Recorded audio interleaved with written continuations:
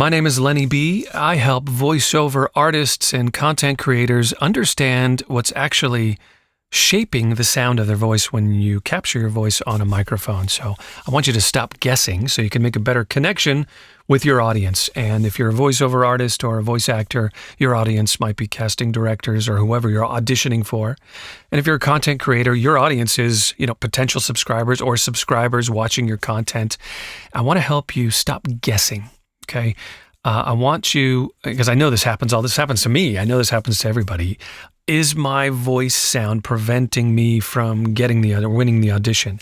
Is the voice sound preventing me from getting more subscribers to my channel, right?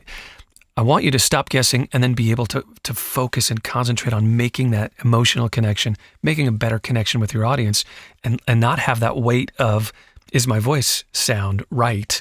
I don't want that weight on your head. So what we're going to do in today's example is we're going to hear a couple different audio files. I have a client. His name is Jack. He is a voiceover artist, and he's capturing his voice using a Neumann TLM 103, a great microphone.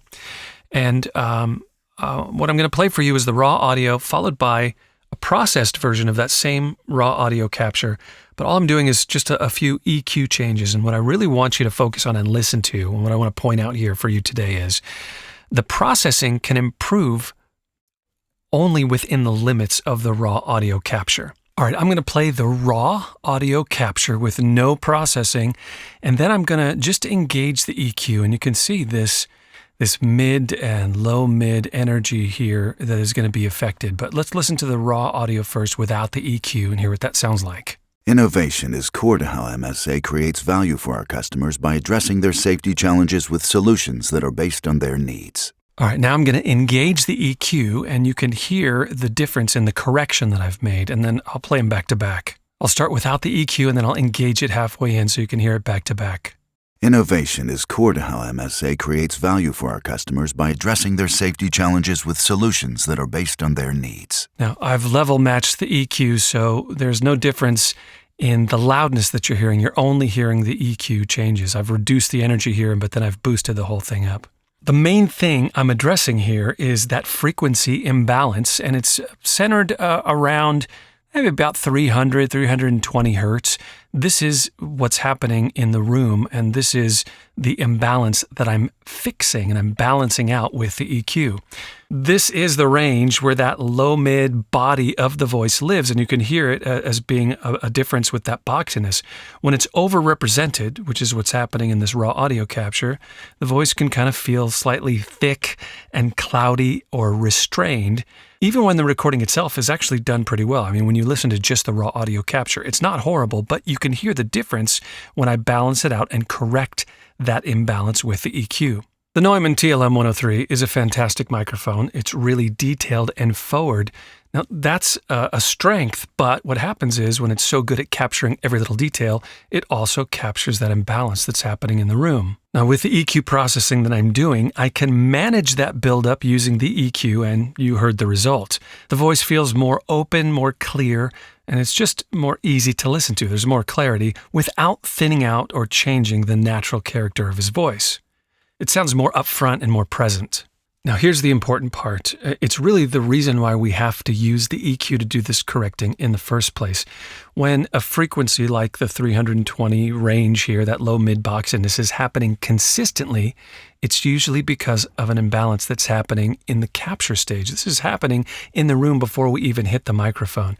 And it's not because of missing plugins or insufficient type of processing. This is something happening as a problem in the room that really needs to be addressed first. This doesn't mean that there's anything wrong with the microphone or there's anything wrong with Jack's voice. All that is fine. It simply means that the energy in this part of the frequency spectrum is being reinforced. It's actually being doubled by those reflection sounds at that frequency in the room.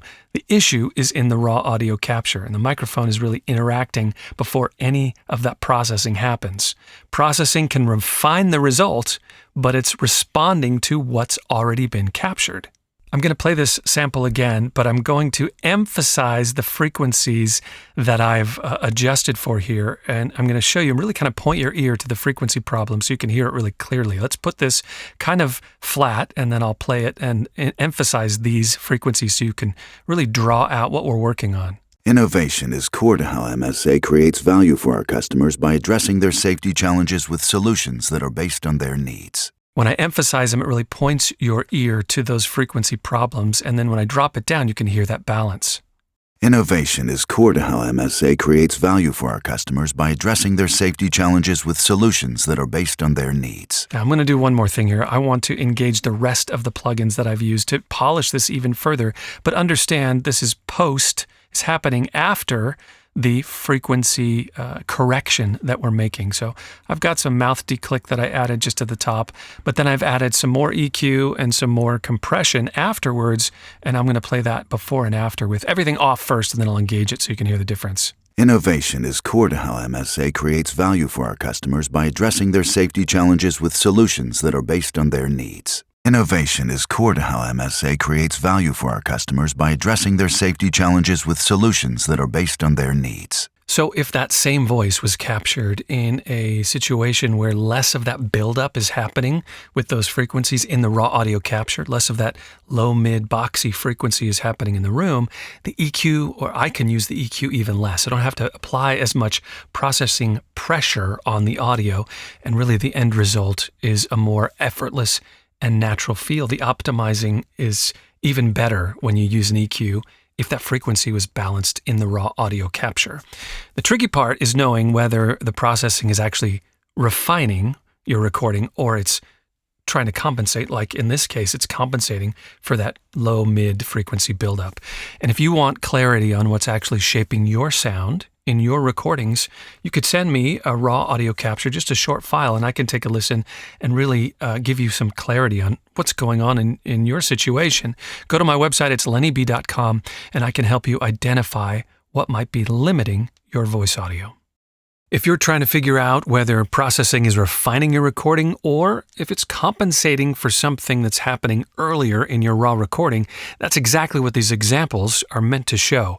And you can submit a raw recording at lennyb.com if you want clarity on what's actually shaping your sound.